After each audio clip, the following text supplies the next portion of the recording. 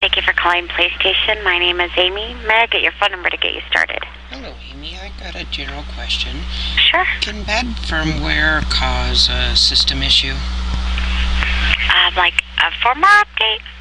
Yeah. Can it cause like a system error where it won't load to a hard drive and stuff like that? Okay, I could definitely help you with this. Now, is it the original hard drive or is it an external hard drive? Or a new hard drive? I don't know. I haven't bought the PS3 yet. I've just been hearing a lot of stuff that's going on. Oh, no, that's absolutely no. A firmware update, what happens, what basically it is like a computer at home. It's constantly updating every minute, every couple of seconds to get like the newest information. What we do when it is a firmware update, it's basically doing the same thing. Your PS3 is like a regular computer, so it can't update. It can't do certain things constantly like a regular computer does. So that's what the update actually does. It's just updating your system so it's able to get all the newest information. But no, it cannot harm your system in any way. Well, I was kind of curious because I hear that there is a version 3.56 version 1, and then there is a 3.56 version 2, and I'm just kind of curious of what's going on or why Sony hasn't made an announcement on their website. Okay, there isn't actually a version 2. There's only a 3.56 version 1. So there is no version 2? There is no version 2. Absolutely not, no. So okay, that's kind of confusing. But can a firmware cause any kind of system issue if there's something wrong with the firmware? No, absolutely not. There's absolutely nothing that could, how would I put this into words?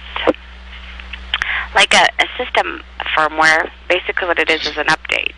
There's nothing on that update that's going to cause any harm to your PS3 system. No, I realize that, but I've done some coding in the past. I'm saying if there's any bad coding on the firmware, can it cause like DVD or hard drives to malfunction or not? Absolutely not, no.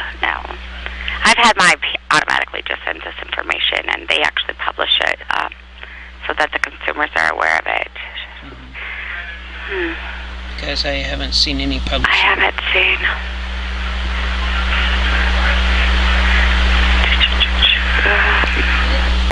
I mean, we are not aware of any damage to the system itself that it's causing.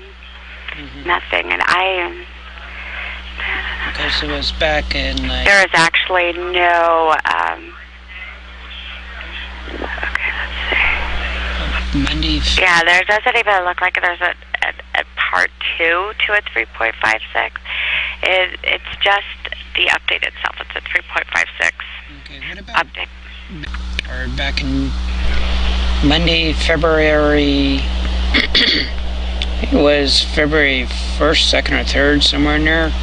And then the first issue was known on January 30-something, or when it was first released. Can you guys go back that far? It would have been the last part of Thursday or the last part of January up to the 2nd or 3rd week of February, somewhere in there, 4th week or 2nd week. Yeah, we can. Hold on, take me just a second. It's on Thursday, January 27th. System software update 3.56 will be released. Included in this release is a security patch.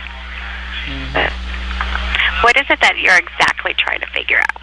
Well, I've been reading where people have had hard drive issues, where when they go to change over the hard drive, it would not read it, or if they formatted their original hard drive, it would not be read either. That I have not heard. Let me see if I see it. So you're saying about like swapping out hard drives? Yes. And then trying to do the update? Is that what you're talking about? Yes. Let's see if I have anything under that. Oh, you've been working there for a while. I have been here for a while, actually.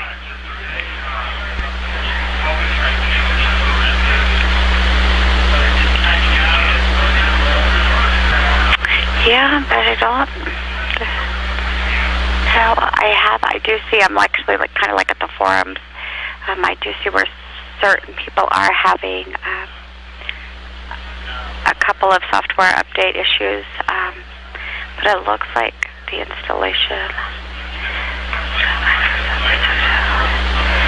Okay. Yeah, what I'm seeing is some of them just aren't doing it properly. Because there's actually a specific way that you have to have that download.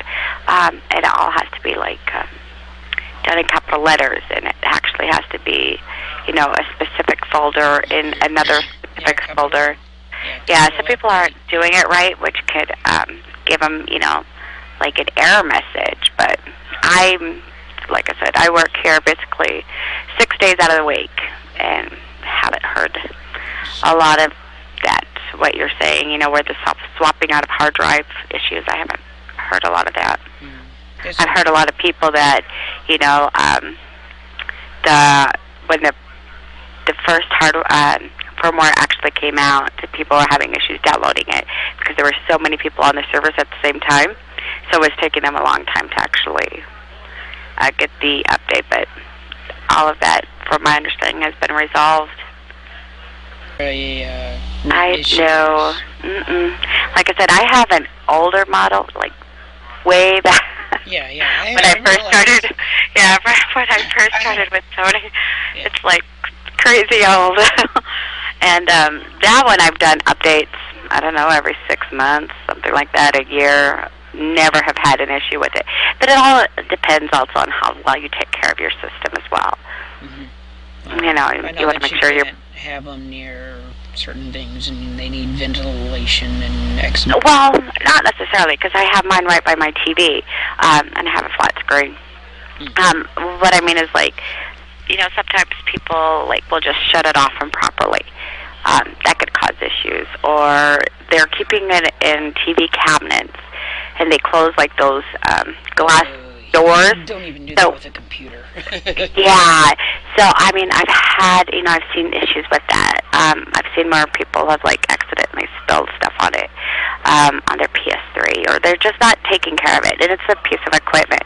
I mean, it's a piece of electronic. You definitely want to go ahead and take care of it.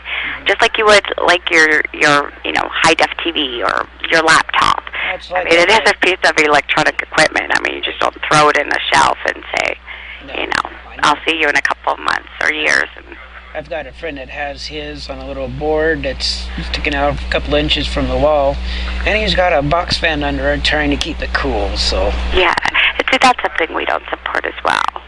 Really?